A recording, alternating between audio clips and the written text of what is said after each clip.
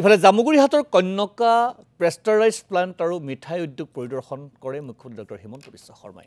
দিনজোৰা কাৰ্যসূচীৰ পিছত সন্ধিয়া মুখ্যমন্ত্ৰীগৰাকী উপস্থিত হৈ গৈ কন্যকাৰ এই বিশেষ উদ্যোগত প্ৰেষ্টাৰাইজ প্লাণ্ট আৰু মিঠাই উদ্যোগ পৰিদৰ্শন কৰি অভিভূত হিমন্ত বিশ্ব শৰ্মা। মুখ্যমন্ত্ৰীগৰাকীক সংগ দিয়ে নদুৱাৰ সমষ্টিৰ বিধায়ক পদ্ম হাজৰিকাই।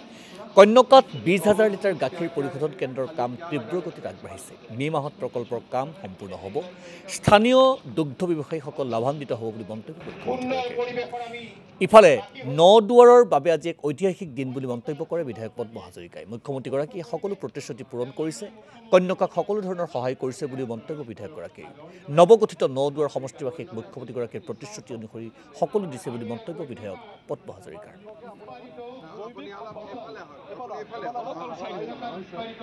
গাখীৰ পৰিশোধন কেন্দ্ৰ প্ৰায় 20,000 লিটাৰ ক্ষমতাৰে কন্যকাত নিৰ্মাণ কৰি থকা হৈছে।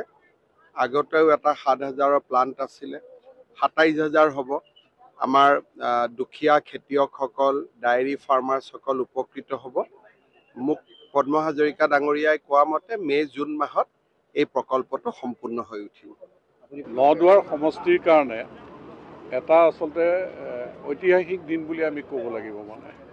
এই দুটা দিনত আমি যিটো উচ্চ শিক্ষাৰ প্ৰাণকেন্দ্ৰ ত্যাগবীৰ হেমবৰা মহাবিদ্যালয়, তাত যিটো তেওঁ কথা দিছিল ইনডোৰ ষ্টেডিয়ামৰ গাৰ্লছ হোষ্টেলতো পইচা গোটেই ৰিলিজ কৰি দিলে। এতিয়া 80% কাম হৈ গৈছে। ইনডোৰ ষ্টেডিয়ামৰ যিটো 1.7 সেইটোৰ আজি আধাৰশিলা কৰিলে তাৰো পইচা সোমাই গৈছে। তাৰমানে যিখিনি কথা দিছিল সেইখিনি কৰিছে। আৰু আমাৰ কলেজখনৰ সকলোৰে আশা, জামুগুৰি মানুহৰ আশা, নদুৱাৰ মানুহৰ আশা যে কলেজখন বিশ্ববিদ্যালয়ত উন্নীত কৰা। সেইটো সম্পৰ্কতো তেখেতে ইতিবাচক সঁহাৰি আগবঢ়াইছে।